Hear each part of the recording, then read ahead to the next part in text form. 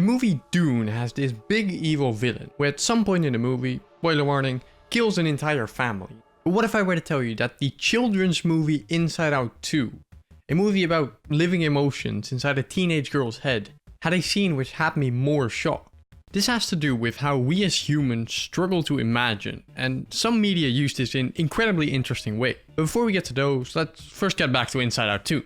Because the scene that had me this shocked is quite early on into the movie, so only a minor spoiler one. As we get reintroduced to Riley and the emotions, and we learn about her sense of self, which is basically how she sees herself, and it gets set up as this really important piece of her character, built only by her positive memory, as the bad ones get sent into the back of the mind.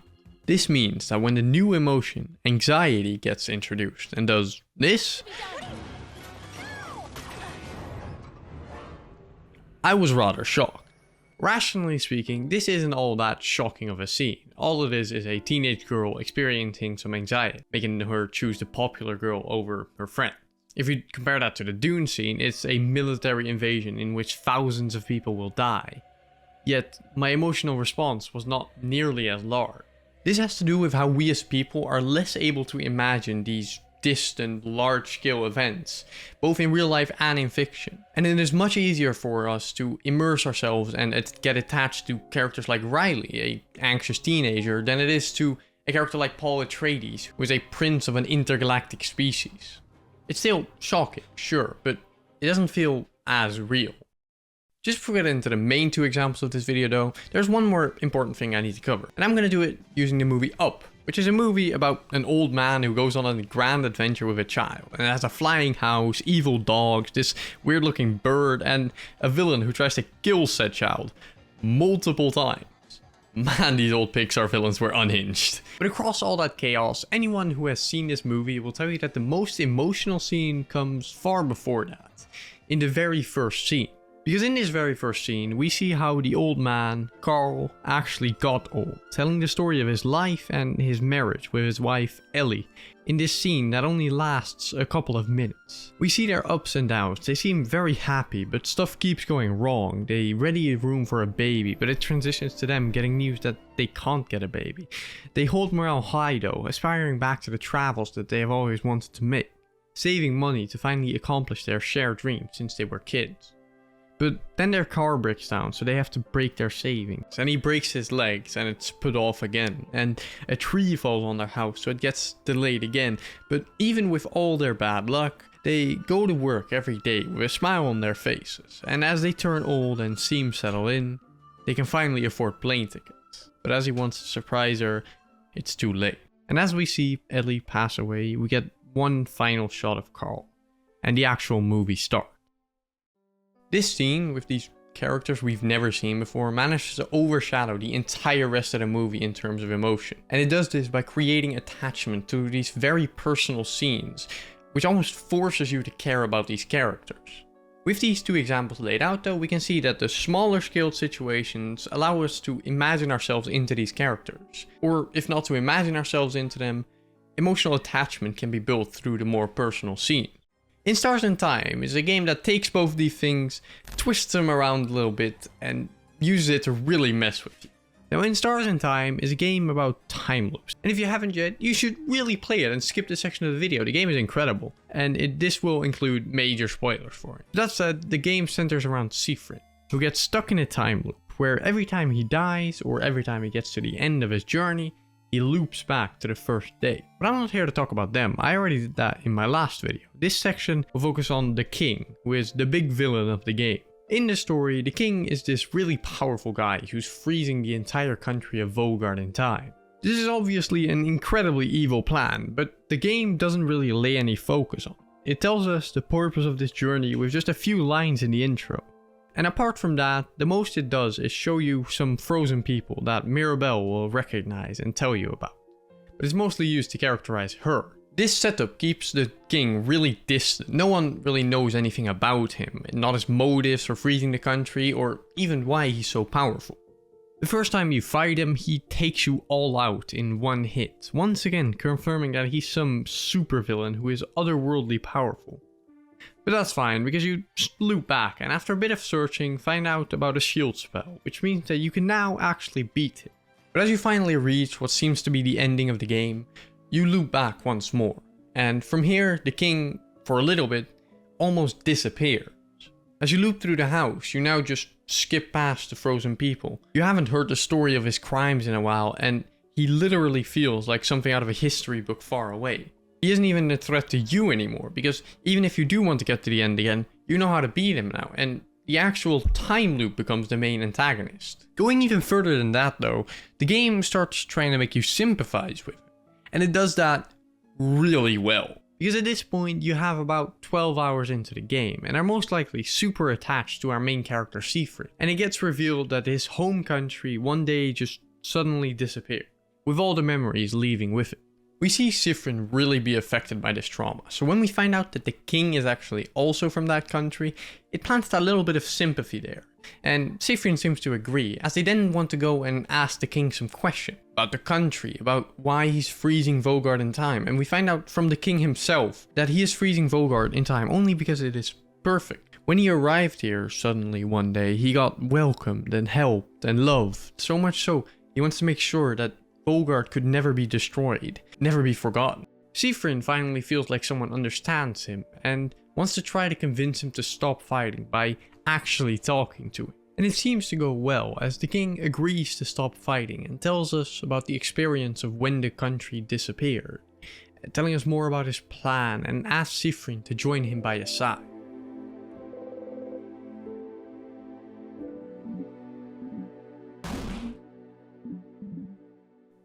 Which is when he strikes. He freezes your entire party in time, and he has this little monologue about how easy it was to gain the trust of Siegfried.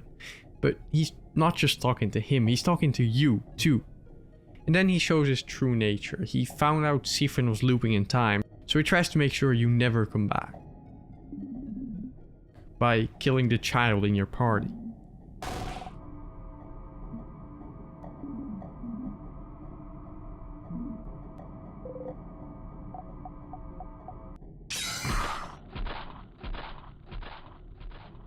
After this happens, it's impossible to ignore how bad he really is. And the arc of the king is truly fascinating. Going from this larger than life villain with actions that are difficult to fathom, to this tragic, sympathetic villain after only a few personal scenes, back into that horrific villain, but this time you have to realize it, because he murders a character that you care about.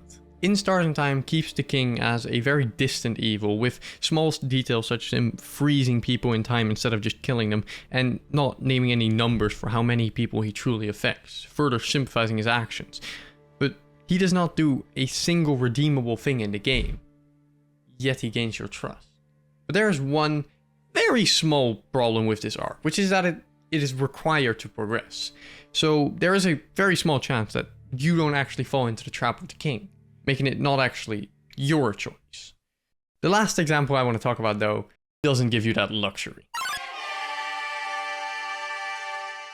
Undertale is a game made by Toby Fox, and if you have watched this channel before or have been on the internet in the last 10 years, you might be quite familiar. Just in case you're not though, it's an Earthbound inspired RPG, with one of its main themes being about choice and consequence in video games. The most important choice you get throughout the game is whether you kill or you spare monsters. Deltarune is another unfinished game made by Toby Fox, released a couple of years later, and at the point of writing this has 2 out of 7 chapters released. But in the first chapter of Deltarune, one of its main themes seemed to be about how your choices didn't matter, because that choice to kill or not to kill was taken away from you, because now enemies would just run away when they got too low on HP, until chapter 2 released. In Undertale you can make the choice to kill every monster, but not just every monster you meet. You can kill every monster. Most people, when they choose to go for this genocide route, have already played through the game at least once, and they probably got super attached to these characters. Chapter 2 of Deltarune sees Noelle join your party, a super nice and helpful girl who, if you so tell her to, can freeze enemies solid, effectively murdering them. When you find this out, it's probably also not your first playthrough. But opposed to Undertale, the monsters you are killing are much less characterized, and you're probably not as attached to them. When you start killing an Undertale, you quickly encounter your first roadblock. sᴍ, the mom-like character who was incredibly sweet to you in the first playthrough, but you decide to attack nonetheless. In Deltarune, all of the kills are pretty easy to do. Where it gets hard is the in-betweens. Like the scene where a salesman is offering a freeze ring, but you are $1 short. So you tell Noelle to get it.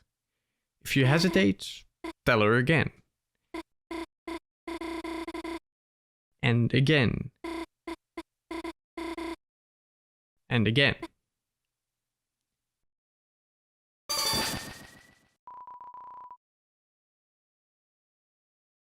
As you progress further and further into the Undertale world, killing becomes easier and easier, as you progress to what is, for most, the last point they voluntarily give up. Papyrus, the last character you might still have attachment to. Deltarune makes you read Noelle's thoughts, where it gets revealed that she thought about murdering her friend that she's known for years, or showing that our manipulation is working, and you start to feel more and more of that sinking feeling in your stomach. After you do kill Papyrus, most of the emotional attachment has faded. The future monsters you kill are barely characters, more just lines of dialogue, pieces of code. We see a lot of those same things in Deltarune, but that was accounted for. Because this time, we are not doing the killing. And when we finally get the Thorn Ring, we have one more enemy to go. But where in Undertale it is as simple as pressing a button and it being over, here you need a bit more than that. Because this is Birdly, Noelle's friend.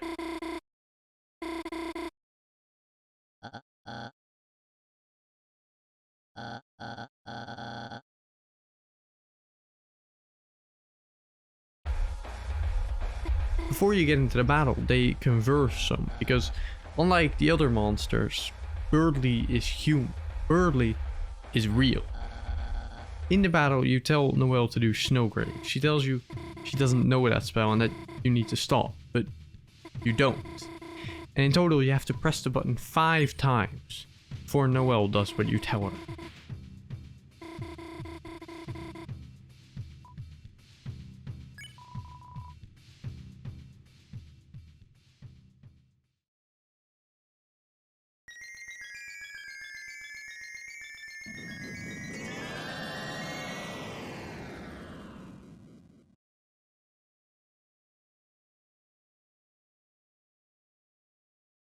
Undertale's genocide route is incredible for many reasons, one of which being how it handles the dehumanizations of the monsters you kill. It knows something as massive as an entire genocide is impossible to imagine, so it makes it a literal part of the game with Flower. But Deltarune goes for something a little bit different. Instead of focusing on the characters you kill, it focuses on the much easier to imagine, much more real feeling situation that sees you manipulating Noelle. Or, in other words, Undertale makes you feel like a monster. Deltarune makes you feel like a terrible human being. And that feels so much worse. Inside Out 2's scene with anxiety is shocking because it is super unexpected, and it feels like Riley has just lost a part of herself. Up tries to show the unfairness of life, because even when you do everything right, things can still not go the way you expected. In Stars in Time uses psychological distance to make you trust a horrific villain, and the shock doesn't just come from his actions, but more from the fact that you could ever sympathize with or trust that man. Deltarune is different, because this game makes you feel terrible for your actions, where most other games fail at this because it's just a game, and the more you kill, the more you realize that, the more that feeling, the feeling you're playing a game, kicks in. Whereas in Deltarune, the situation feels so much more real, much more human, and the realization that it is just a game is harder to see. The most important connection through all these scenes is of course that they are small enough to immerse yourself into. They feel human, or in the example of In Stars in Time, it purposefully doesn't. But another big part that connects these scenes is the setup.